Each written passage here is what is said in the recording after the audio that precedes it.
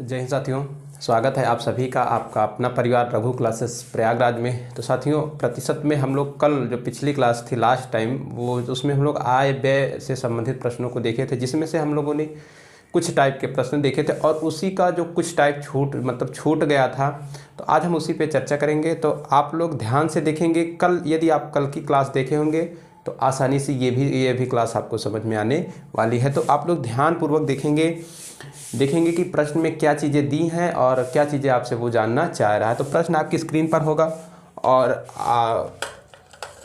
प्रश्न को आप लोग ध्यानपूर्वक पढ़ेंगे और उसके बाद खुद से करने का प्रयास करेंगे। तो देखिए प्रश्न क्या कह रहा है कि राधा जो है अपने वेतन का 40% भोजन पर, 20% मकान के किराए पर, 10% मनोरंजन पर और तथा 10% वो है परिवहन पर खर्च करती है।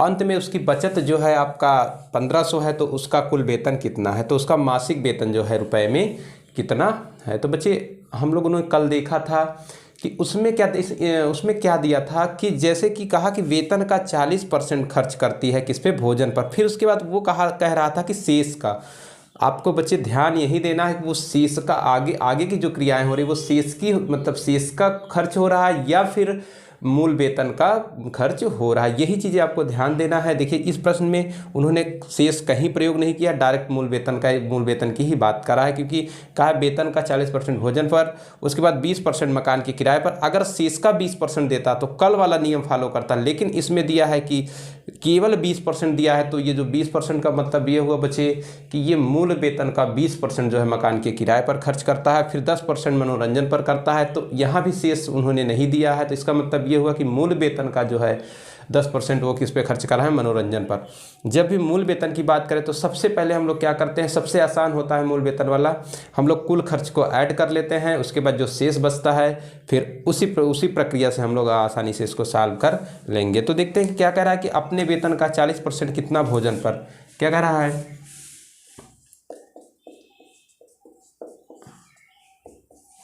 बच्चे, भोजन पर कितना दिया है 40%। उसके बाद फिर कह रहा है मकान पर कितना, यानी किराए पर कितना कह रहा है कि 20%। तो बच्चे 20% किसका खर्च कर रहा है, ये मूल वेतन का खर्च कर रहा है। अगर शेष का कहता तो जो शेष बचता उसका 20% निकल जाता, लेकिन इन्होंने प्रश्न में शेष की चर्चा कहीं नहीं करी है, इसलिए क्या होगा, ये मूल वेतन का 20% होगा। और मनोरंजन पर कितना कहा है, मनोरंजन पर कहा है आपका 10%। उसके बाद परिवहन पर कितना किया है, परिवहन पर किया है 10%। कितना किया बच्चे, 10%। देखिए मूल वेतन का 10% खर्च किया, तो सबसे पहले क्या करेंगे, कुल खर्च निकाल सकते हैं आप। तो कुल जो उसका व्यय कितना हो जाएगा, कुल व्यय या कुल खर्च कितना हो जाएगा बच्चे, 40% उस पर, 20% इस पे, 10% इस पे, 10% इस पे, यानी कि 40 20 60 70, यानी कि 80%। टोटल जो उसका खर्च है वो बचेगा कितना, 80%। तो बच्चे यानी कि प्रतिशत के रेफरेंस में या संदर्भ में जब हम बात करेंगे तो क्या होता है, कोई भी वस्तु अपने आप में हमेशा 100% होती है, यानी कि उसकी मासिक वेतन यदि 100% है तो 80% जो है आप कितना व्यय कर दे रहा है, तो बचत उसका कितना हो जाएगा बच्चे। तो अगर हम बचत की बात करें तो बचत उसका कितना हो जाएगा, तो 100% उसका वेतन है, तो 100% माइनस कितना हो जाएगा, 20%। क्या हो जाएगा, 100% माइनस 80% बराबर क्या हो जाएगा बच्चे, 20%। यानी कि कहने का मतलब ये है कि उसका जो वेतन जो बचत है वो 20%। बच्चे देख लीजिए, कोई भी वस्तु अगर 100% है, यानी कि मान लीजिए 100 रुपये है, 80 रुपये अगर वो खर्चा कर दे रहा है तो बचेगा कितना बचे, तो 100 माइनस 80 तो बचेगा, यानी कि 100 माइनस 80 यानी कि कितना बचेगा, 20%। अब ध्यान देंगे, उन्होंने कहा है कि अंत में उसकी बचत 1500 रुपये है। कितनी है बच्चे, 1500 रुपये। तो बचत कितनी है, 1500 रुपये, यानी कि 20%, यानी कि बचत कितनी है बच्चे, बचत है आपकी 1500 रुपये। और बचत कितना आपका यहाँ से हो रहा है 20%, यानी कि 20% बराबर 1500। तो आपसे किसकी वैल्यू पूछा है, कुल वेतन यानी कि 100%, तो 100% बराबर क्या हो जाएगा, 1500 बटे 20 हो जाएगा, गुणे क्या हो जाएगा आपका 100 हो जाएगा, यानी कि क्या हो जाएगा, 20 पंजे 100 हो जाएगा। 20 पंजे 100, 15 पचे 75, यानी कि 7500 रुपये उसका कुल मासिक वेतन हो जाएगा। अगर आंसर की जांच करना चाहते हैं बच्चे तो 7500 का 40% निकालेंगे, फिर 20 निकालेंगे, फिर 10, फिर 10 निकालेंगे, तो देखेंगे लास्ट में कितना आपका बचेगा, 1500 ही बचेगा, यानी कि 7500 इसका राइट आंसर हो जाएगा। ऑप्शन नंबर जो ऑप्शन नहीं दिया है इसमें, लेकिन 7500 इसका करेक्ट आंसर हो जाएगा। तो बच्चे अगला प्रश्न इसी टाइप का है, सेम इसी प्रोसेस पर है। आप लोग क्या करेंगे, कुल खर्च को ऐड करेंगे, शेष निकालेंगे कितना शेष बच रहा है, उसके बाद जो है हम ऐसे वैल्यू को पुट करेंगे, आंसर आपके सामने होगा।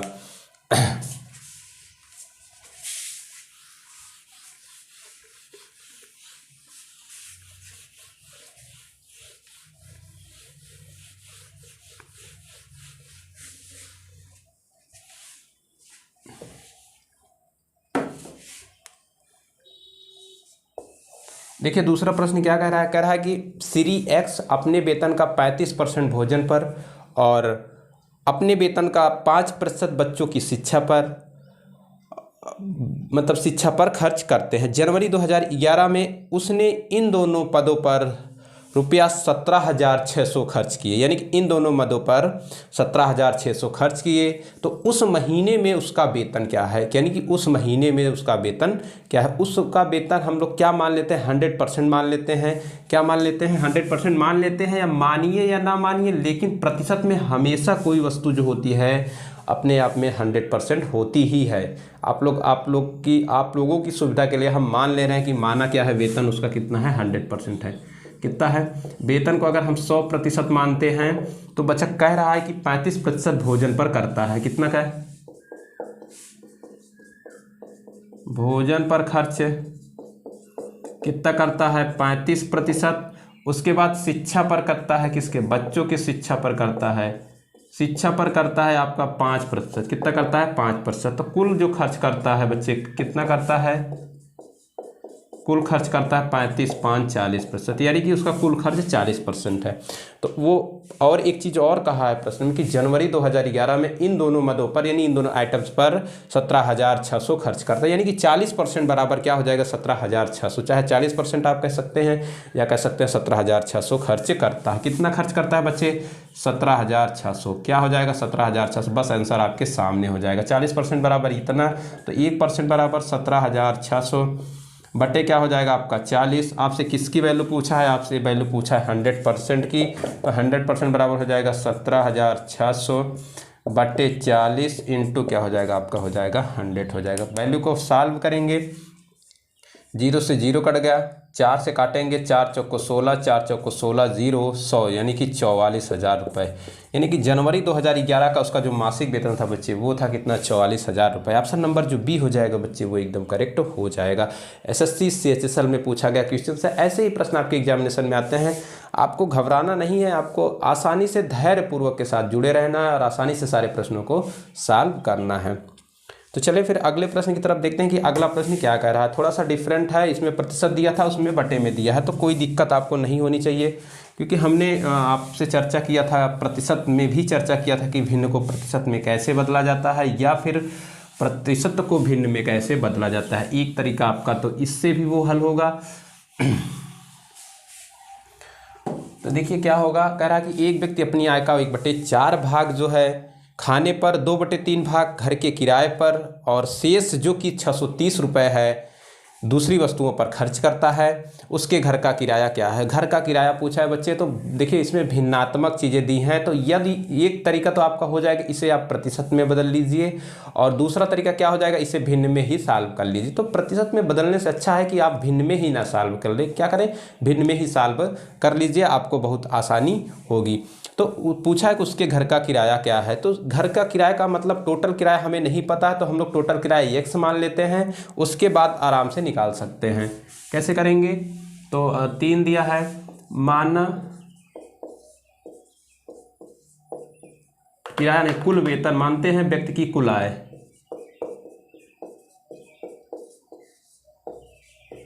अगर हम व्यक्ति की आय बच्चे क्या मान लेंगे, यक्स मान लेंगे, तो कह रहा है 1/4 भाग खाने पर खर्च कर रहा है, तो खाने पर खर्च कितना करेगा बच्चे, खाने पर खर्च करेगा 1/4, किसका 1/4, यक्स का 1/4, तो यक्स/4 हो जाएगा। उसी प्रकार कह रहा है कि घर के किराए पर कर रहा है।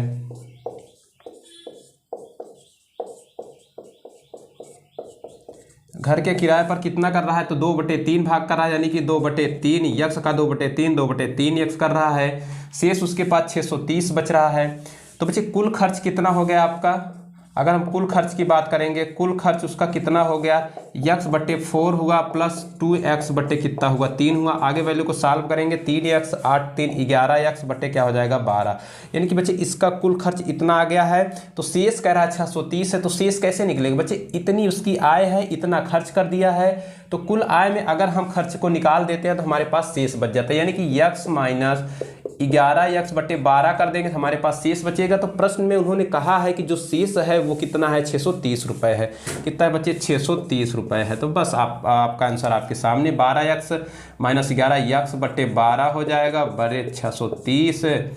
यक्स बराबर हो जाएगा 630 गुणे हो जाएगा 12, 12 0 बरतियाँ 36 हो जाएगा, 12 6 72, 72 3 75, यानी कि 7560 रुपये बच्चे उसका क्या आ गया, कुल वेतन हो गया। क्या हो गया, मासिक आय। आपसे क्या पूछा है, पूछा है उसके घर का किराया। तो घर का किराया कितना है, 2/3 यक्स।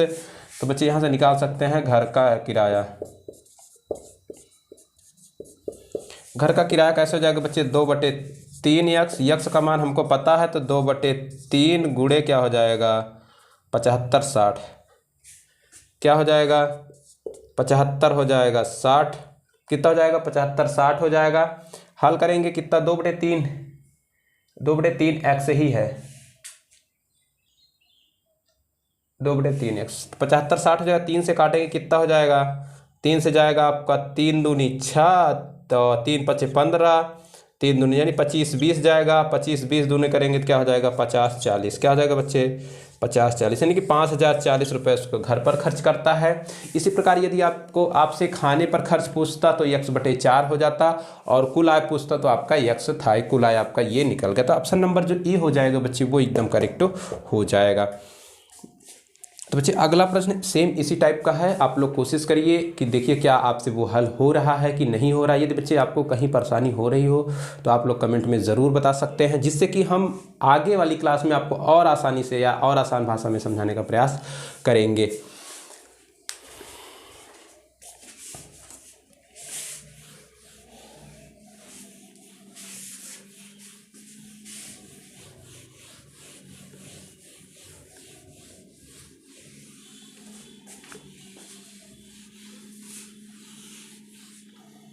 बच्चे अगला प्रश्न नंबर 4 देखिए क्या कह रहा है, सेम तीसरा जैसे है सेम उसी तरीके से है। आप लोग कोशिश करिए, आपसे हल होगा, बिल्कुल आसान है, बस आपको स्टेप बाय स्टेप करना है। आपको स्टेप बाय स्टेप करना है, जिससे कि क्या होगा कि जब आपकी प्रैक्टिस बहुत ज़्यादा हो जाएगी तो आपको कई स्टेप ऐसे होंगे आप स्किप कर देंगे, फिर भी आपका जो है आंसर आसानी से आ जाएगा। लेकिन अभी आपको पूरा स्टेप को फॉलो करना है, मतलब किस तरीके से हल किया जाएगा। तो कह रहा है कि तंजीम ने अपने वेतन का 1/5 जो है अपने दोस्तों पर खर्च किया। फिर कह रहा है कि उसके बाद कह रहा है आवास पर वेतन का 1/10 खर्च किया है, और वेतन का 1/4 वह बचत पर लगा दिया। अगर वह 1800 अपने बटुए में छोड़ दिए तो बताइए उसने आवास और बचत पर कुल कितना खर्च किया। कितना, आवास और बचत पर कुल कितना खर्च किया या कुल कितना व्यय किया। आपके पास 4 ऑप्शन हैं, आप लोग हल करिए। आप वहाँ से देख सकते हैं कि कोई ऑप्शन मैच कर रहा है कि नहीं। तो क्या करेंगे, सबसे पहले हमें इसका कुल व्यय ही नहीं पता है, मतलब कुल आय नहीं पता है, तो कुल इनकम को हम लोग मान लेते हैं। कुछ मान लेते हैं, x मान लेते हैं, 100 मान लेते हैं, कुछ भी आपकी जो मर्जी करे आप वो मान सकते हैं। तो हम लोग सबसे पहले मान लेते हैं कुल आय आपका कितना है, x है, कितना मान लेते हैं, कुल आय x मान लेते हैं।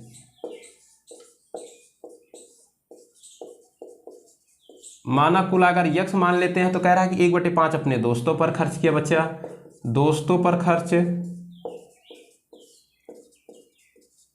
1/5 यानी कि हो जाएगा x/5। उसके बाद कह रहा है कि आवास पर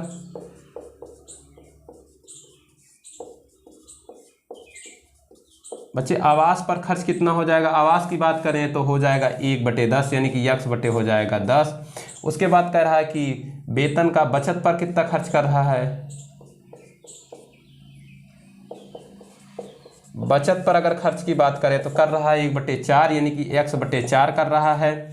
फिर कह रहा है शेष जो बच रहा है वो अपने बटुए में छोड़ देता है। कितना, अगर वो शेष जो है अपने बटुए में छोड़ दे रहा है, बताइए उसने आवास और बचत पर कुल कितना व्यय किया। आवास और बचत पर कुल कितना व्यय किया। तो बच्चे कुल खर्च की अगर हम बात करेंगे तो कुल खर्च इन्होंने कितना किया। कुल खर्च की बात करेंगे तो x/5 किया दोस्तों पर, आवास पर x/10 किया, x/4 किया बचत पर। कितना किया, x/4 बचत पर। ओवरऑल अगर इसको सॉल्व करेंगे तो क्या हो जाएगा आपको,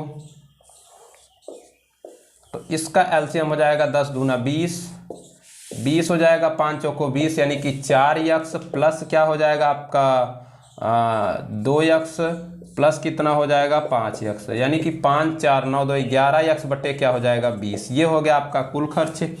अब बचत की बात करें, शेष जो है जब 11x बटे 20 क्या है खर्च हो गया, कुल आय आपकी x है। तो अगर बचत की बात करें जो 1800 रुपये बटुए में डाल रहा है, तो x माइनस कुल आय माइनस खर्च बटे क्या हो जाएगा 20, तो बराबर क्या बचेगा आपका 1800। 1800 ये क्या बचेगा कि वो बटुए में जो डाल रहा है, यानी कि टोटल वही तो डालेगा जो इनकम उसके पास बचेगी। कुल खर्च इसका 11x बटे 20 है, वो कुल आय इसकी कितना है x है। तो कुल आय में से कुल खर्च माइनस करेंगे तो जो शेष बचेगा वो आपका मतलब वो आपका आपके पास आ जाएगा। 20x माइनस 11x यानी कि 9x बटे हो जाएगा 20 बराबर हो जाएगा 1800। तो x बराबर 9 दूनी 18 200, x बराबर हो जाएगा आपका 200 गुणे हो जाएगा 20 यानी कि 2 दूना 4 यानी कि 4000 रुपये। उसकी जो कुल आय है बच्चे वो कितनी आ जा रही है, वो आ जा रही है 4000 रुपये। उसके बाद कह रहा है कि पूछा है आपसे आवास और बचत पर कुल खर्च। तो आवास पर खर्च किसने कितना हो जाएगा 400 बटे हो जाएगा 10, यानी कितना हो गया बच्चे 4000 बटे 10 यानी कि 400 रुपये कर रहा है आवास पर खर्च। बचत की बात करेंगे तो हो जाएगा x बटे 4 यानी कि 4000 बटे 4 कितना करेगा 1000 रुपये, यानी कि 1000 रुपये बचत पर कर रहा है, आवास पर कर रहा है 14 मतलब 400 रुपये। तो कुल खर्च जो है यानी कि आवास बचे आवास प्लस जो हो जाएगा बचत, आवास प्लस बचत पर खर्च कितना हो गया, उसका खर्च कितना बचे तो 400 हो गया आवास पर, अब बचत पर हो गया उसका कितना 1000, यानी कि टोटल उसका कितना हो गया बच्चे 1400 रुपये, यानी कि जो आंसर आपका आएगा वो आएगा 1400 रुपये। इसी प्रकार आपसे यदि कुल पूछता तो 4000 हो जाता, आपसे दोस्तों पर खर्च पूछता तब भी निकल जाता, तीनों पर खर्च पूछता तब भी निकल जाता, आपसे कुछ भी पूछता आराम से आपका निकल जाता। तो ऑप्शन नंबर जो बी हो जाएगा बच्चे वो एकदम करेक्ट हो जाएगा। तो चलते हैं फिर अगले प्रश्न की तरफ, देखते हैं कि अगला प्रश्न जो है सेम पहले प्रश्न की तरह है, एकदम जैसे कि डिक टू कॉपी टू पेस्ट है। आप लोग वीडियो को रोक दीजिए या पॉज कर दीजिए, आप लोग एक बार खुद से प्रयास करिए कि क्या आप हल कर पा रहे हैं कि नहीं हल कर पा रहे हैं। उसका जो आंसर आएगा 7875 आएगा, मैं आंसर भी आपको बता दे रहा हूँ, आप लोग हल कर सकते हैं। 7875 उसका आंसर आएगा।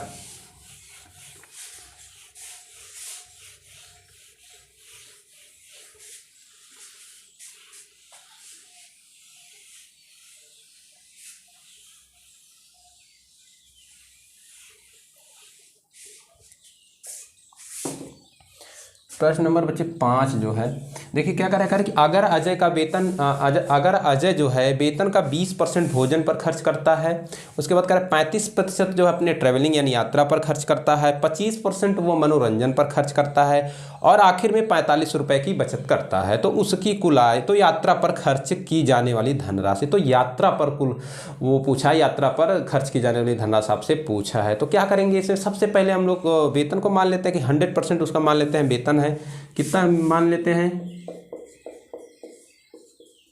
माना अगर हम वेतन कर देंगे 100%, 100% उसका वेतन को हम मान लेते हैं। तो कह रहे हैं भोजन पर कितना कर रहा है, भोजन पर कर रहा है बच्चे 20%, और उसके बाद यात्रा पर कितना कर रहा है, यात्रा पर कर रहा है 35%, उसके बाद क्या कर रहा है आपका मनोरंजन पर कर रहा है 25%, कितना कर रहा है मनोरंजन पर कितना कर रहा है बच्चे 25%। अगर कुल खर्च की बात करें, कुल व्यय या कुल खर्च कितना कर रहा है, तो 20 उस पे कर रहा है, 35 इस पे कर रहा है, 25 इस पे कर रहा है, यानी कि 25 35 कितना हो जाएगा आपका 60 हो जाएगा, 60 20 यानी कि 80% कुल खर्चे कर रहा है। तो शेष जो बचेगा उसके पास कितना बचेगा शेष जो है उसकी बचत कितनी होगी बच्चे, बचत कितनी होगी 100% टोटल है 80 खर्च कर रहा है बराबर कितना हो जाएगा 20%, यानी कि कितना हो जाएगा बच्चे 20% उसकी शेष बचत हो जाएगी। जो शेष बचत है वो आपकी किसके बराबर है बच्चे, है 4500 रुपये की बराबर। आपसे क्या पूछा है, आपसे पूछा है यात्रा पर खर्च, तो हमें किसकी वैल्यू निकालना है, हमें 35% की वैल्यू, यानी कि 20% बराबर अगर हम 400 कर दें तो 1% बराबर कितना हो जाएगा आपका 400 बटे हो जाएगा 20। तो इसी प्रकार 35% बराबर क्या पूछा है आपसे 400 बटे 20 इंटू बच्चे क्या हो जाएगा 35 हो जाएगा। 0 से 0 कट गया, 2 से कट गया 20, 35 दूना 70 यानी कि 700।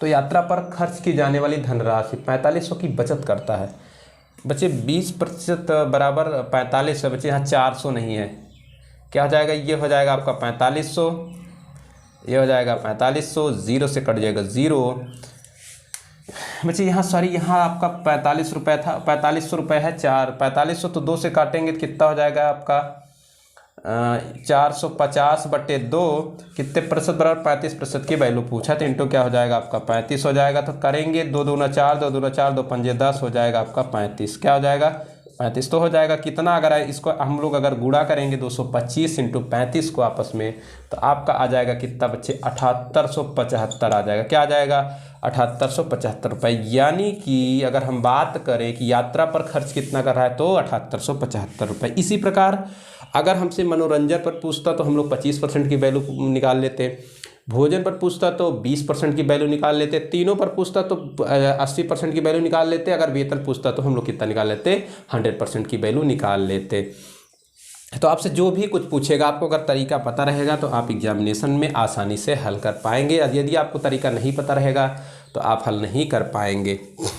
तो बच्चे एक प्रश्न और है, बहुत ही सिंपल है, पहली क्लास का प्रश्न है, आप लोग कोशिश करिए कि क्या वो आपसे हो रहा है कि नहीं। कह रहा है कि यक्स का मान ज्ञात कीजिए, यक्स का 130% प्लस 160 का 35% माइनस 240 का 50% बराबर यक्स का 30%। मतलब सिंपल है एकदम, आपको का मतलब पता होगा तो आप आसानी से सॉल्व कर पाएंगे।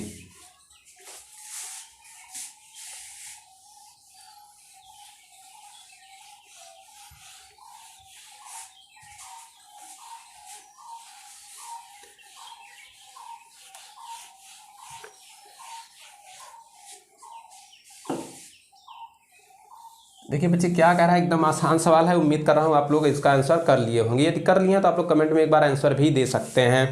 तो कह रहा है 70 का 130%, क्या है सवाल बच्चे 70 का 130%, उसके बाद बात किया है 160 का 35% प्लस 160 का 35%, उसके बाद उन्होंने कहा है माइनस 240 का 50%, 240 का 50% बराबर यक्स का कितना है 30%,